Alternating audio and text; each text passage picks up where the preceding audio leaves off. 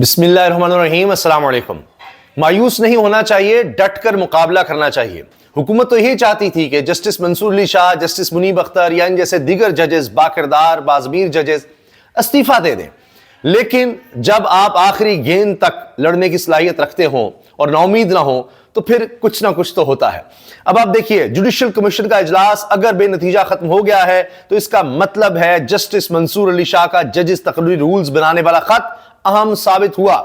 2 خط لکھے تھے جسٹس منصور علی شاہ نے، تقریباً 8 گھنٹے کے وقفے سے یہ 2 خط سامنے آئے تھے، اور ان کی وجہ سے دیکھیے اثرات ہو رہے ہیں، کیونکہ جوڈیشل کمیشن کا ججز تعیناتی کی حد تک اجلاس بے نتیجہ ختم ہوا۔ ہائی کورٹس میں ججز کی نامزدگیوں کا معاملہ 21 دسمبر تک مؤخر کر دیا گیا۔ منصور علی شاہ صاحب نے خط لکھ کر کہا تھا کہ پہلے رولز تو بنا لیں کس طرح سے ججز تعینات کیے جائیں گے، تو اس حد تک تو چیزیں کچھ نظر آتی ہیں۔ تو سپریم کورٹ کی سب سے بڑی عمارت جو اس وقت اسلام آباد میں ہے، وہاں پر ان خطوط نے ہلچل تو مچائی ہے۔ جسٹس یحییٰ فریدی نے 26ویں آئینی ترمیم کو فل کورٹ کے سامنے مقرر کرنے کی مخالفت کی۔ اطلاعات یہ ہیں، جوڈیشل کمیشن میں حکومتی اکثریت نے چیف جسٹس کے موقف کی تائید کی، کہا اس کا فیصلہ ترمیم کے نتیجے میں بننے والا آئینی بینچ کرے گا۔ جسٹس منصور نے خط لکھ کر فل کورٹ کا مطالبہ کیا تھا۔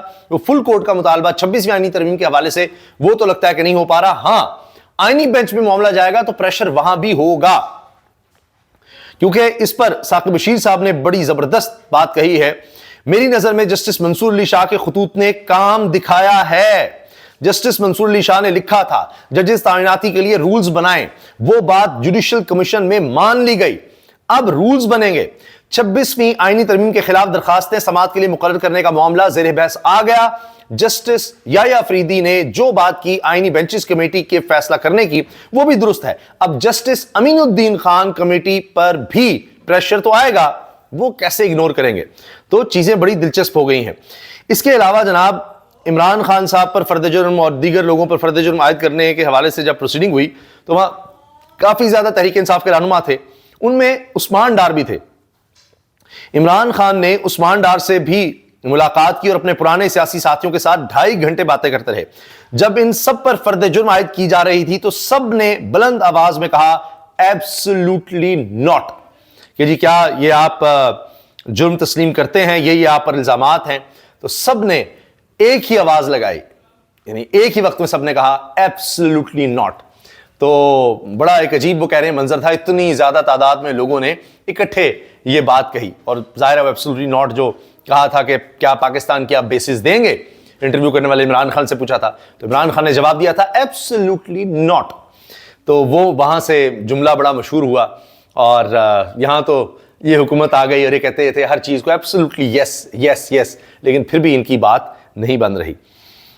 جناب ڈاکٹر یاسمین راشد صاحبہ، بڑا دکھ ہوتا ہے کہ جس طرح ان کے خلاف کیسز چل رہے ہیں۔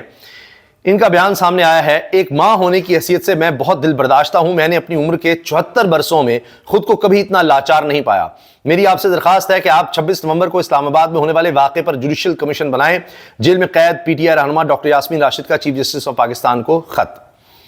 لیکن یہ ذرا مشکل ہی لگتا ہے معاملہ، یہاں تو 26ویں آئینی ترمیم اسی کام کے لیے تو کی گئی تھی کہ یہاں ہم لوگوں کو مار بھی دیں تو کوئی جج آنکھیں بھی نہ کھولے، بس بند رکھے۔ اب دیکھیے غلطیوں کا احساس ہو رہا ہے۔ مولانا صاحب جو ہیں انہوں نے 26ویں آئینی ترمیم پاس کروانے میں بھرپور کردار ادا کیا، اور سب کہتے رہے حکومتی لوگ بھی کہ مولانا نے بڑا زبردست کام کیا، مولانا نے بڑا زبردست کام کیا ہے۔ تو اب دیکھ لیے جناب، مولانا نے ویسے تو زبردست کام کیا، لیکن اب مولانا صاحب بھی کچھ تھوڑا سا پچھتانے لگے ہیں۔ پی ٹی آئی کے بعد جمیعت علماء اسلام کی بھی اسلام آباد میں احتجاج کی تیاری۔ اگر 8 دسمبر تک دینی مدارس کا بل منظور نہ ہوا تو ہو سکتا ہے ہم اسلام آباد کا رخ کریں، مولانا عبدالغفور حیدری نے اعلان کر دیا۔ تو یہ بڑا دھوکہ ہوا ہے کہ ایک تو یہ کہتے رہے کہ جی منصور علی شاہ کو سب کو چیف جسٹس بنانا تھا، ہم سے زبانی کلامی کہا گیا تھا، تو اب ہوا یہ کہ انہوں نے مدارس کا بل پاس کروانا تھا، جو یہ کہہ رہے ہیں کہ صرف کوئی جے یو آئی کا مسئلہ نہیں ہے، تمام مدارس کا معاملہ ہے، تو اس کو پاس ہی نہیں ہونے دیا گیا، اس پر دستخط ہی نہیں کیے اور اعتراض لگا کر واپس بھیج دیا ہے۔ اب کہا جا رہا ہے جی ہم آئیں گے اسلام آباد، تو دیکھتے ہیں کیا ہوتا ہے۔ لیکن بعض صحافیوں کا یہ کہنا ہے کہ یہ صرف اس لیے کیا جا رہا ہے کہ فضل الرحمان صاحب کو بھی پیش کرنا ہے اس طور پر کہ جی وہ بھی کوئی اپوزیشن ہے، کیونکہ خیبر پختونخوا میں ان کا مین ووٹ بینک ہوتا تھا، وہ کم ہوتا چلا جا رہا ہے. تو اس حکومت کے خلاف آپ جتنا زیادہ بولیں گے تبھی لوگوں میں آپ کی پذیرائی ہوگی، کیونکہ لوگ اس حکومت سے تنگ آ چکے ہیں، نفرت کرتے ہیں. تو آپ جتنا اس کے خلاف جائیں گے اتنا لوگوں میں پذیرائی ہوگی. تو لہٰذا اب یہ احتجاج اور یہ سب اس لیے بھی کہا جا رہا ہے کہ جی چلو ہم بھی تو ہیں اپوزیشن میں، دیکھتے ہیں کیا ہوتا ہے. کیونکہ جب بھی اس حکومت کو مشکل پڑی ہے مولانا صاحب نے کوئی نہ کوئی راستہ نکالا ہے اس حکومت کے لیے. باقی بیانات کی حد تک کہتے رہتے ہیں الیکشنز کروائیں فلاں کریں، تو دیکھتے ہیں کیا ہوتا ہے. اگر مولانا صاحب واقعی صحیح معنوں میں احتجاج کی طرف آئیں تو پھر تو یہ حکومت کہاں رہ سکتی ہے کہ ادھر سے پی ٹی آئی بھی ہو ادھر سے جے یو آئی بھی ہو. لیکن ابھی تک تو یہی ہم نے دیکھا ہے کہ کوئی نہ کوئی راستہ مولانا اس حکومت کو نکال کر دے دیتے ہیں. بعد میں کہتے ہیں ہمارے ساتھ دھوکا ہو گیا، بڑا غلط ہو گیا، وہ منصور علی شاہ کو چیف جسٹس لگانا چاہیے تھا، ہم سے تو زبانی کلامی یہ بات ہوئی تھی لیکن دھوکا ہو گیا. پھر بھی ملاقاتیں کرتے ہیں، پھر بھی ملتے ہیں، اور اس کے بعد پھر کوئی راستہ فون کر کے وہ آ رہے ہیں، وہ جا رہے ہیں، اوہ خبریں لگ رہی ہیں، اور مولانا صاحب مان گئے جی پھر کوئی نہ کوئی راستے میں. دیکھتے ہیں. سابق وزیر اعظم عمران خان کی ڈیرہ جیل میں صحافیوں اور وکلاء سے گفتگو. جنگل کے بادشاہ نے خود کو آئین اور قانون سے اوپر رکھ لیا ہے. ایک دفعہ پھر عمران خان نے جنگل کے بادشاہ کا لفظ استعمال کیا ہے. 26ویں آئینی ترمیم کے ذریعے عدلیہ سمیت ہر ادارے کو زیر کر کے ایک شخص کی بادشاہت کا تسلسل قائم رکھنے کے لیے 10 سال کے لیے ملک میں آمریت نافذ کر دی گئی ہے. ریاستی دہشت گردی کے ذریعے ملک میں خوف پھیلایا جا رہا ہے، ہمیں ڈرا دھمکا کر ناجائز حکومت کو تسلیم کرنے کا کہا جا رہا ہے. وہی بات کہ جی آپ کو رہا کر دیتے ہیں لیکن جو موجودہ سیٹ اپ ہے اس کو چلنے دیں. آپ ایجنسیوں کو ان کے اصل کام سے ہٹا کر تحریک انصاف کے پیچھے لگا دیا گیا ہے، جس سے قومی ادارے کا تاثر تباہ ہو رہا ہے. پورے ملک کو بند کر دیا گیا. اسلام آباد سے باقی صوبوں کا راستہ کاٹا گیا. اسلام آباد پہنچنے والی نہتی عوام پر گولی چلائی گئی. ہمارے لوگوں کے ساتھ ظلم کیا گیا، سیدھی گولیاں مار کر شہید کیا گیا. ان کے گھروں اور خاندانوں کو نشانہ بنایا گیا، ان کی توہین کی گئی. ملک میں صوبائیت کی آگ بھڑکائی جا رہی ہے. بتایا جا رہا ہے کہ اسلام آباد میں پختونوں کو نسلی بنیاد پر نشانہ بنایا جا رہا ہے. اس کی بھرپور مذمت کرتے ہیں. تحریک انصاف وفاقی جماعت ہے جس نے پورے پاکستان کو جوڑ کر رکھا ہوا ہے. میں اپنی قوم کو ہدایت کرتا ہوں کہ حکومت شرپسند عناصر کی کسی بھی کوشش کے باوجود آپ نے متحد رہنا ہے. ہم سب کسی بھی نسل سے بالاتر ہو کر صرف پاکستانی ہیں. جب بھی ہماری جماعت احتجاج کرنے کا اعلان کرتی ہے میرے اوپر جیل کے اندر مزید پرچے کر دیے جاتے ہیں. مجھے بتایا گیا ہے کہ ہمارے کئی لوگ اب تک مسنگ ہیں جن کی زندگی کے بارے میں ہمیں شدید تحفظات ہیں. ہمارا مطالبہ ہے کہ حکومت جلد از جلد گرفتار شہریوں اور ہسپتالوں اور سرد خانوں میں لائے گئے زخمی اور شہید افراد کا ڈیٹا شائع کرے، اور ہسپتالوں اور سیف سٹی کا CCTV کیمروں کا ڈیٹا بھی محفوظ بنایا جائے تاکہ سچ قوم کے سامنے آئے. ہمارے 2 مطالبات ہیں. سپریم کورٹ کے سینئر ترین ججز کے نیچے 9 مئی اور 26 نومبر کے واقعات کی آزادانہ تحقیقات کے لیے کمیشن بنایا جائے. ناحق قید سیاسی اسیران کو رہا کیا جائے. مذاکرات کے لیے عمر ایوب کی سربراہی میں کمیٹی بنا دی ہے. اگر مطالبات نہ مانے گئے تو سول نافرمانی، ترسیلات زر میں کمی اور بائیکاٹ کی تحریک شروع کی جائے گی. یہ ہے جی عمران خان کا ایک دفعہ پھر جیل سے اعلان.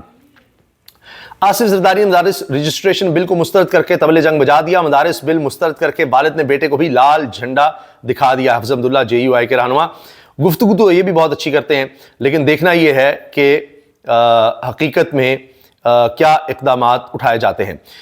چیف جسٹس کا جسٹس منصور علی شاہ کو 26ویں ترمیم سے متعلق خط کا جواب. فل کورٹ بنانے کی مخالفت کی ہے اور انہوں نے کہا کہ جی یہ آئینی کمیٹی اس چیز کو دیکھے گی. چیف جسٹس نے یہ منصور علی شاہ صاحب کو جواب دیا ہے. FBR نے شادی کی تقریبات پر بھی ٹیکس لگا دیا ہے. اب تو بات یہ ہو رہی ہے قبر پر بھی ٹیکس لگے گا. شادی کی تقریبات میں ٹیکس لگانے میں ایک اور بڑی دلچسپ بات سنیے کہ یہ شادی ہال نہیں دیں گے یہ ٹیکس. یہ جو شادی ہال بک کروائے گا وہ ٹیکس دے گا. تو اب کسی نے بچی کی شادی کرنی ہے، اپنی ساری زندگی جمع پونجی وہ لگائے گا. حکومت کہتی ہے اس میں سے بھی ہمیں 10% دیں کیونکہ گاڑیاں بڑی مہنگی ہو رہی ہیں، پروٹوکول چاہیے ہوتا ہے، کروڑوں کی گاڑیاں. ابھی آپ دیکھیے کہ یہ بھی ہوا ہے کہ MPs کی تنخواہیں بڑھا دی ہیں پنجاب میں، اور سب لوگوں کی تنخواہیں بڑھ گئی ہیں. سب MPs کی 5-5 لاکھ کر دی. میرے خیال ہے تقریباً 2 لاکھ تھی، اس سے بڑھا کر 5 لاکھ. اسی طرح جتنی کمیٹیوں کے سربراہ ہیں وزراء کی تنخواہیں بڑھا دی ہیں، 10-10 لاکھ تک تنخواہیں کر دی ہیں. 10-10 لاکھ یہ پنجاب میں مریم صاحبہ نے کیا ہے. تو لہٰذا جب ٹیکس لگے گا تو پھر ہی پورے پاکستان میں آپ دیکھیے، یہ سندھ گورنمنٹ نے بھی یہ کیا ہے جی. تو ٹیکس لگے گا تو پھر یہ تنخواہیں بڑھ سکیں گی. ان کو مزید گاڑیاں چاہیے، ان کے لیے بڑے مسائل ہیں، اور کروڑوں کے تو گاڑیوں کے مینٹیننس کے چارجز آ جاتے ہیں، لاکھوں کے تو ٹائرز آتے ہیں صرف مرسڈیز کے بلٹ پروف اور یہ سب کچھ. بشرا بی بی نے ڈی چوک دھرنے میں جاں بحق کے لواحقین کو 1-1 کروڑ کے امدادی چیک دیے ہیں اور وہاں جا کر تعزیت بھی کی ہے. اور یہ بھی بتایا ہے کہ وہاں پر مجھے اکیلا چھوڑ دیا گیا تھا. وہاں پر لوگ تو تھے لیکن انہوں نے واضح طور پر یہ اشارہ دیا ہے کہ کوئی لیڈرشپ میں سے وہاں پر نہیں تھا. تو لہٰذا جو بھی لیڈرشپ میں وہاں تھے یعنی علی بن گنڈا پور کا خاص طور پر, تو ان پر اب شکوک و شبہات آئیں گے کہ بشریٰ بی بی نے کہا ہے کہ جی عمران خان نے مجھے کہا تھا کہ ڈی چوک سے تم نے نہیں جانا, میں رات 12 ساڑھے 12 تک وہیں تھی, میری گاڑی پر فائرنگ بھی کی گئی, پھر میں کس گاڑی میں تھی, مختلف گاڑیاں تھیں, کسی کو نہیں پتا تھا میں کس گاڑی میں ہوں, کس نے نشاندہی کی کہ اس گاڑی میں ہے اور اس پر فائرنگ کی گئی, میں اکیلی رہ گئی تھی.